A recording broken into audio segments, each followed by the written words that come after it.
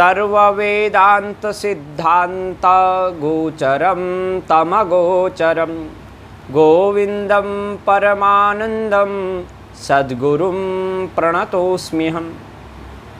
श्रीमद् आदिगुरु शंकराचार्य भगवान विवेक चूड़ामणि में लिखते हैं, अपने गुरुदेव का वंदन करते हैं और कहते हैं कि जो अज्ञेय होकर भी संपूर्ण वेदांत के सिद्धांत वाक्यों से जाने जाते हैं, उन परमानंद स्वरूप सद्गुरुदेव श्री गोविंद को मैं प्रणाम करता हूँ।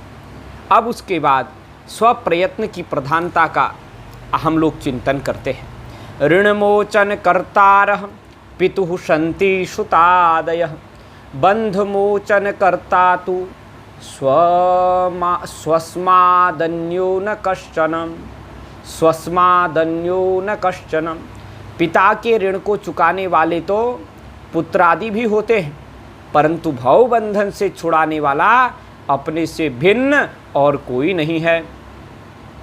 मस्तकन्यस्त भारादिर दुःखमन्यैर्निवार्यते क्षुदादि कृत दुःखम तु विना स्वेन न केनचित्। जैसे सिर पर रखे हुए बोझे का दुख और भी दूर कर सकते हैं, परंतु भूख प्यास आदि का दुख अपने सिवा और कोई नहीं मिटा सकता। पथ्यमौषध सेवा च क्रियते येन रोगिणाम् आरोग्य सिद्धि दृष्टास्य नान्यानुष्ठित कर्मणा।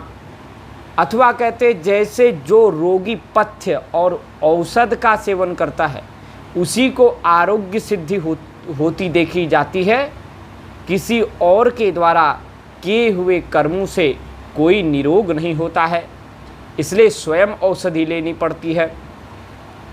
वस्तु स्वरूपम स्फुटबोध चक्षुषा स्वेनैव वेद्यम ननु पंडितेन चंद्रस्वरूपम निज चक्षुषैव ज्ञातव्यमन्यैरवगम्यते किम। वैसे ही विवेकी पुरुष को वस्तु का स्वरूप भी स्वयं अपने ज्ञान नेत्रों से ही जानना चाहिए, किसी अन्य के द्वारा नहीं। चंद्रमा का स्वरूप अपने ही नेत्रों से देखा जाता है, दूसरों के द्वारा क्या जाना जा सकता है। अविद्या काम कर्मादि पाशबंधम विमोचितुम कह शक्नुयाद विनात्मानं कल्पकोटि शतैरपि। अविद्या काम कर्मादि पाशबंधम विमोचितुम कह शक्नुयाद विनात्मानं कल्पकोटि शतैरपि। अविद्या कामना और कर्मादि के जाल के बंधनों को 100 करोड़ कल्पों में भी अपने सिवा और कौन खोल सकता है। आत्म तत्व का महत्व बतलाते हुए आगे कुछ चुनिंदा श्लोकों में कहते हैं, न योगेन न सांख्येन कर्मणा नो न विद्यया ब्रह्मात्मकत्वबोधेन मोक्षः सिद्ध्यति नान्यथा। मोक्ष न योग से सिद्ध होता है, न सांख्य से सिद्ध होता है, न कर्म से सिद्ध होता है, न विद्या से। वह केवल ब्रह्मात्मैक्य बोध, ब्रह्म और आत्मा की एकता के ज्ञान से ही होता है और किसी प्रकार नहीं। न योगे न सांख्ये न कर्मणा नो न विद्यया ब्रह्मात्मैकत्वबोधेन मोक्षः सिद्ध्यति नान्यथा। वीणायाः रूपसौन्दर्यं तन्त्रीवादन सौष्ठवं प्रजारञ्जनमात्रं तन् न साम्राज्याय कल्पते। वाग्वैखरी शब्दझरी शास्त्र व्याख्यान कौशलम वैदुष्यम विदुषाम तद्वत् भुक्तये न तो मुक्तये। जिस प्रकार वीणा का स्वरूप, वीणा का रूप लावण्य तथा तंत्री को बजाने का सुंदर ढंग मनुष्यों के मनोरंजन का ही कारण होता है, उससे कुछ साम्राज्य की प्राप्ति नहीं हो जाती, उसी प्रकार विद्वानों की वाणी की कुशलता, शब्दों की धारावाहिकता, शास्त्र व्याख्यान की कुशलता और विद्वत्ता भोग ही का कारण हो सकती है, मोक्ष नहीं।